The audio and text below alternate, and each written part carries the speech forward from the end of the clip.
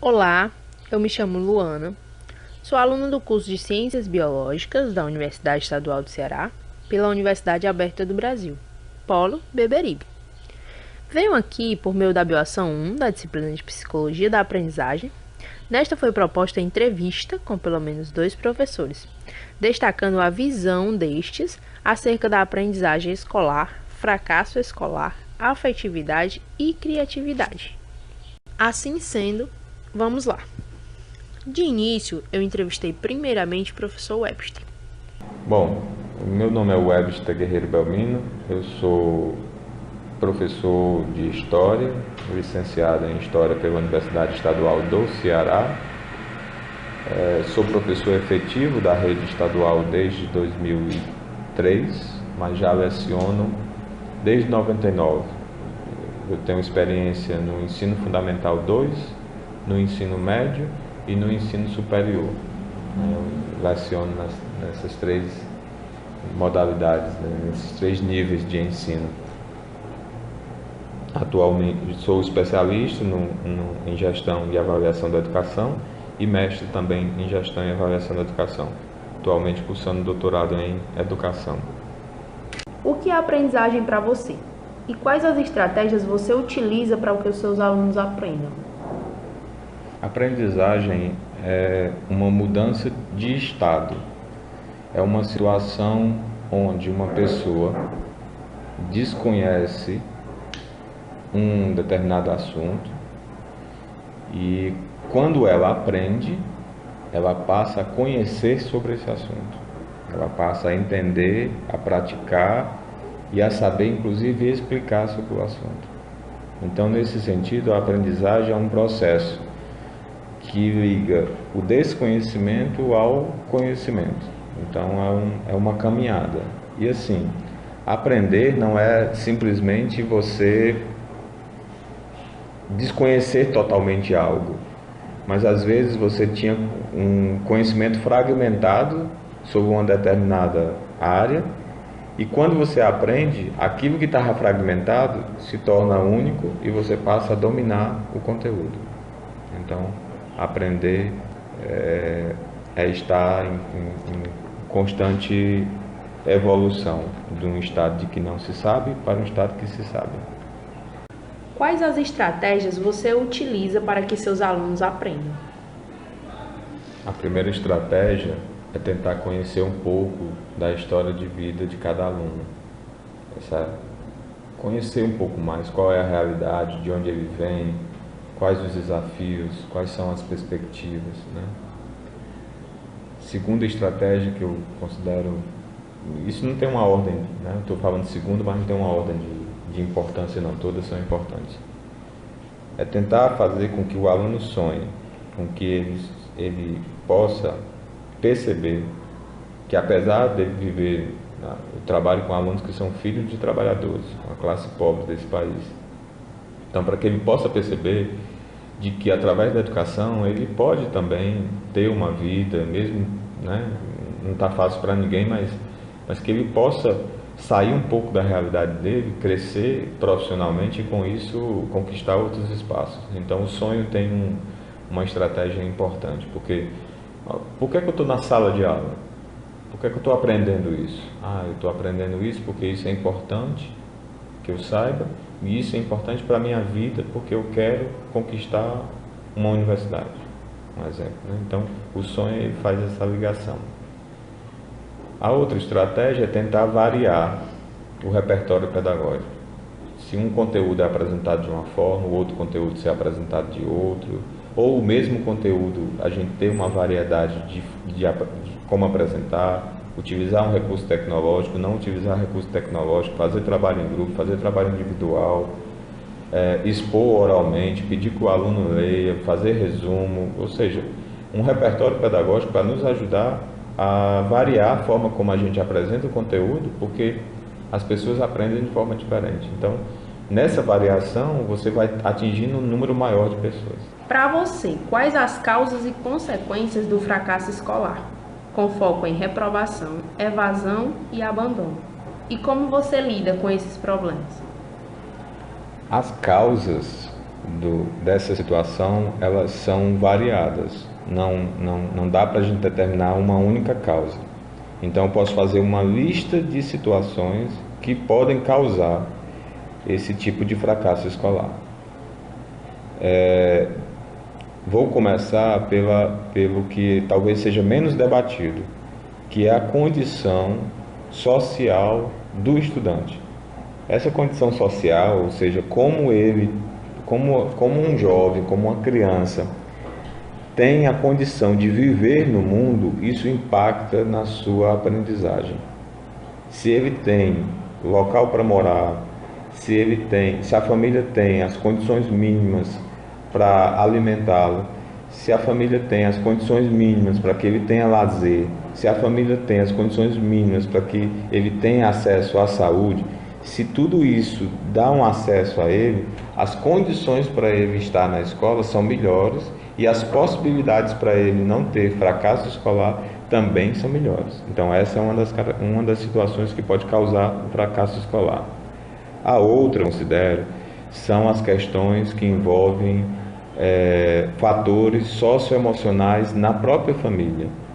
Uma família que enfrenta desafios das relações entre os seus parentes é uma família que pode prejudicar o desenvolvimento socioemocional do aluno, que faz com que ele não tenha um bom desempenho escolar. Uma outra causa, que aí essa envolve diretamente a escola. A escola ter a capacidade de compreender como funcionam os processos de aprendizagem e acolher de verdade o aluno, ao invés de estar recebendo o aluno como um sujeito meio que sem vida, sem trajetória, sem perspectivas e que tem a obrigação de aprender. A gente vê muito isso acontecendo nas escolas. E as escolas, na verdade, elas poderiam estar acolhendo as pessoas como sujeitos que têm qualidades e defeitos como qualquer outra pessoa e que nesse acolhimento ele tem a potencialidade de aprender. Um quarto fator é o poder político, o descaso do poder político com a educação. E quando eu falo descaso do poder político, é assim: se você não tem uma infraestrutura escolar adequada, se você não tem professores valorizados, se você não tem um bom transporte escolar, se você não tem uma boa alimentação escolar, se você não tem material didático atraente, se você não tem esse conjunto de estruturas, você está proporcionando ao aluno desmotivação, e essa desmotivação pode gerar o fracasso escolar. Então, nesse cenário, para combater essas circunstâncias, existe uma diversa variedade de ações que devem ser feitas, envolvendo não só uma esfera, mas todas as esferas: escola, família, sociedade, poder político. Todos esses têm responsabilidade para que o aluno aprenda, né? As sociedades africanas, elas têm uma ideia interessante. Algumas sociedades africanas, eles têm um conceito lá de Ubuntu. Ubuntu é um conceito que é mais ou menos assim, tentando traduzir, todos juntos são responsáveis por todos. Ou seja, a educação de uma criança numa tribo africana não é responsabilidade dos seus pais. É responsabilidade também dos pais, mas em conjunto com toda a tribo, porque aquela criança representa o futuro da própria tribo. Então todos são responsáveis para que aquela criança aprenda. Então esse conceito de Ubuntu pode ser mais ou menos o que eu estou falando aqui sobre educação. Todos são responsáveis, não há apenas um único responsável. Como você vê a afetividade e a criatividade na relação aluno-professor em sala de aula? Vou começar com a afetividade. A afetividade é uma relação onde você entende o outro como um ser humano que merece respeito, que merece cuidado, que merece uma atenção. Eu considero que a afetividade ela é importante não só na sala de aula, mas na vida como um todo. Como cristãos, Jesus nos ensinava isso, né? Amai o próximo como a ti mesmo. Na sala de aula, isso deve estar presente. Não porque seja uma sala de aula, mas porque nós somos uma sociedade onde a gente, para se desenvolver, para crescer, nós deveríamos praticar mais a afetividade. Claro, ela não é indispensável para aprender, no sentido, o sujeito só aprende se ele tiver a afetividade do professor. Não há uma relação automática, às vezes você aprende mesmo com quem você não gosta. No entanto, quais são as condições melhores para que aconteça o aprendizado?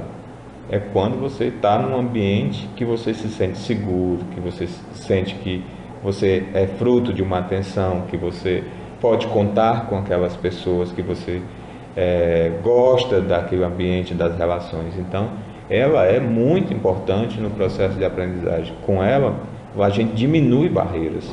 Não significa dizer que, por exemplo, um professor que você gosta muito, você consiga aprender com ele. Também não tem essa relação direta. Às vezes você gosta do professor e não consegue aprender a matéria. Mas quando há o gostar, as barreiras diminuem, certo? E sobre a criatividade, eu acho que o conjunto da educação precisava trabalhar mais com a criatividade. Nós estamos acostumados a ter um padrão de aula. Entra na sala, organiza a turma, bota todo mundo em silêncio, faz a chamada, apresenta o conteúdo do dia, faz um resumo na lousa, explica o resumo, manda os alunos fazerem o exercício. Essa forma, esse roteiro pedagógico que eu acabei de mencionar, ele é utilizado, segundo algumas pesquisas indicam, por 87% dos educadores brasileiros em todos os níveis de ensino. Em todos os níveis de ensino, no ensino fundamental, no ensino médio e no ensino superior. E se os resultados educacionais estiverem corretos, essa estrutura de aula não tem dado certo, porque as deficiências de aprendizagem são enormes, segundo as avaliações externas, né? Menos de 5% dos estudantes que fazem o Enem atingem uma nota superior a 600 pontos. Então faltou processo de aprendizagem. O aluno que chega no primeiro ano do ensino médio chega com o nível do sexto ano em português e matemática. Então, as pesquisas indicam isso, né? Então, esse estilo, ele é confortável, seguro, mas ele não proporciona a aprendizagem na medida que ele deveria proporcionar. Por isso que a criatividade é essencial.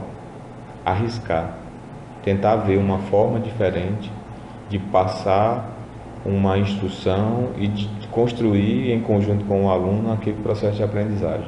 Isso não significa dizer que toda aula vai ser sempre assim, mas que você tenha um repertório pedagógico que você seja capaz de estar arriscando processos diferentes e, principalmente, cada turma aprende de um jeito. Então, se cada turma aprende de um jeito, eu tenho que encontrar estratégias diferenciadas para que as pessoas aprendam.